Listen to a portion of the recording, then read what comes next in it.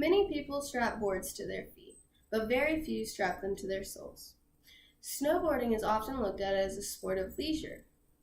Many families every year go out of their way to plan trips and to find resorts to snowboard on fresh powder.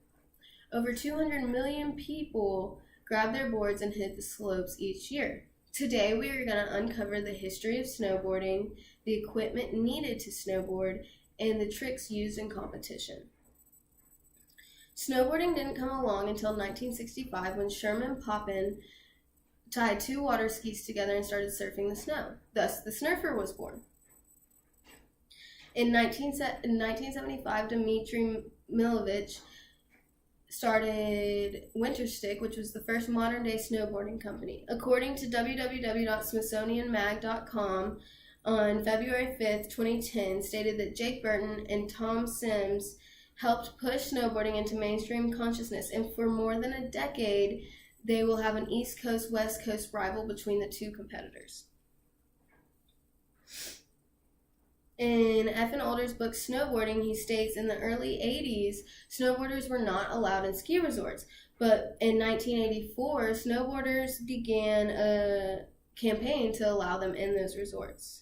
According to www.smithsonianmag.com, retrieved on February 5th, 2010, in 1982, the first national snow surfing championship was held at Suicide Six. This was the first and last year this event was held. In 1985, Jake Burton picked up the event, moved it to Vermont's Stratton Mountain, and changed the event name to the U.S. Open Snowboarding Championship.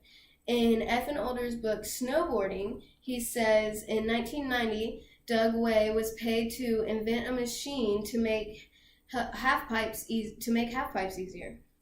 By 1992, the first pipe dragon was built. In 1998, snowboarding's debut in the Winter Olympics gave them world recognition. Now that we have revealed the history of snowboarding, let's determine what equipment is necessary for snowboarding. There are three types of snowboards: freestyle, alpine, and cross. The freestyle board is short for tricks. The alpine boards are stiff and narrow, and the cross boards are a mix between the two. According to www.nbcolympics.com, posted July 7, 2017, states that snowboards come with a sizing chart. So they take your height and your weight, and they see what length snowboard you need. We then need boots. Just like the boards, there are different types of boots. According to www.thelifty.report.com, posted November 22nd, 2017, that soft boots allow a wider range of motion, and most freestyle riders use these boots. So we need something to put our feet in. These are called bindings. Bindings are connected to the board, and you place your feet into those slots, and then you strap your feet in. According to www.thelifty.report.com, posted on November 22nd, 2017, states that Jake Burton has come up with new bindings called step-on bindings. So we are strapped onto this board, but we are forgetting the most important piece of equipment: a helmet. Never snowboard without one. The last thing you need is protection for your eyes. Use goggles over sunglasses every time. Now that we have discussed the very equipment used, let's determine what tricks are used in competition. Before we get into the big tricks, let's start with this one basic trick. According to www.redbull.com, on June 28, 2017, states tricks in snowboarding build off of each other. The trick I want to start off with is an ollie. This is where you jump your first foot up, bring your back foot, and then land back down.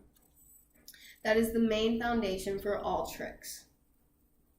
According to www.snowboardingprofiles.com, posted on December 3rd, 2016, it describes the chicken salad trick as the rider to reach his rear hand between his legs and grab the back edge of the board.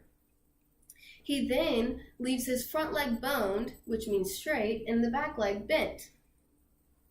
Or an even cooler trick that gives you more style points is the method, where you bring both legs behind you and grab the heel edge of the board with your back hand and bring it over the back of your head and hang upside down. A radical trick called the Wildcat, is a cartwheel-style trick while doing a backflip. According to www.nbcolympics.com, was posted July 7, 2017, the McTwist is also a common trick that includes the rider to do an inverted aerial where they rotate 540 degrees while doing a front flip. Today, we have gone over the history of snowboarding, the necessary equipment used to snowboard, and the different tricks used in competition. For some people, snowboarding is their soccer, loading up the family for Saturday's big game when they are really loading up boards to go strap in at the top of a mountain and enjoy some fresh powder. It can be a sport for the person on the left, but a lifestyle for the person on the right. The attraction of snowboarding is the freedom it gives you. With a snowboard at your feet, the sky is the limit. You can do anything and go anywhere. This is not just for pro riders, this is for everyone.